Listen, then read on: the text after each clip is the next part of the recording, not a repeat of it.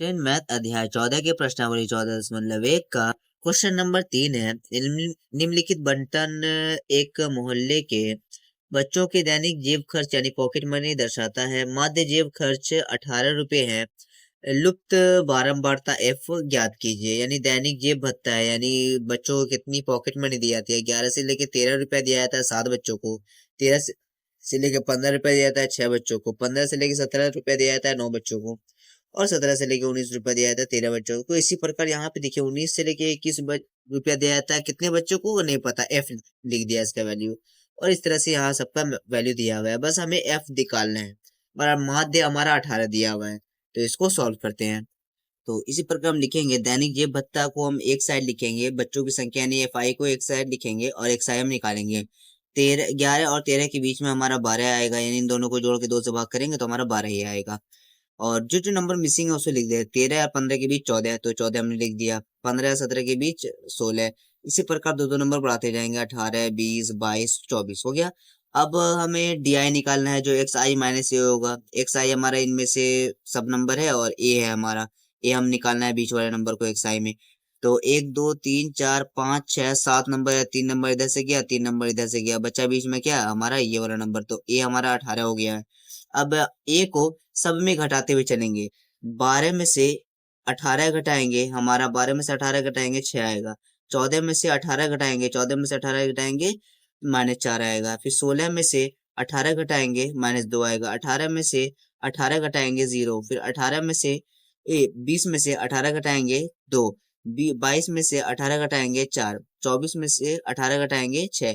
इसी प्रकार सारे नंबर में यहाँ पे वैसे एज इट इज उतरते चले जाएंगे। जैसे एक्स आई है यहाँ पे, सब एक्स आई यहाँ पे एक साथ वैसे का वैसे यहाँ पे उतर जाएगा और माइनस हो जाएगा ए। सब में ए माइनस कर देंगे, हमारा ये हमारा डी आई निकल के आ चुका है। एफ आई डी आई को गुना करेंगे, 7 छके 42 माइनस में 6 चौके 24 माइनस में 9 दूनी 18 माइनस में 13 को 0 से गुना करेंगे 0। एफ को 2 से गुना करेंगे 2 एफ। 5 को 4 से गुना करेंगे 20। 5 चौके 20, 4 छके 24। अब इन सब को अगर हम जोड़ेंगे तो हमारा 44 प्लस एफ आएगा। अगर आप जोड़ के देखना चाहे तो जोड़ सकते हैं। जैसे हम जोड़ते हैं कि 5 4 9 और 9 18 और यहाँ पर 6 वो हमारा हो जाएगा 24। 5 4 9 और 9 18 और 6 24 और 13 7 हो जाएगा 20। 24 और 20 हमारा हो जाएगा 44 और प्लस एफ यहाँ पे वैसे उतर जाएगा। सेम यहाँ पे करेंगे, हम सबको पहले जोड़ेंगे।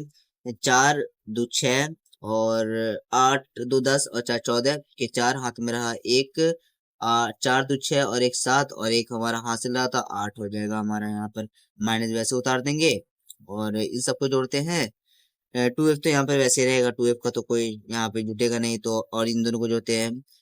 4 0 4 और 2 2 4 यानी 44 माइनस 84 प्लस 2f। अब इसको तो हम कटाना होगा ना हमें, यानी 44 को 84 को 44 से घटाएंगे हमारा 40 आएगा माइनस में प्लस 2f। और एफ आई हमारा निकला हुआ है, सिग्मा एफ आई डी आई हमारा ये निकला है। तो इसको सॉल्व करते हैं। तो यहाँ पर हम मान बैठाएंगे। जैसे कल्पित माध्य विधि से माध्य होता है A plus sigma F I D I. तो एफ आई ए हमारा क्या है, ए हम माने थे किसको माने थे, 18 को माने थे शायद, है ना।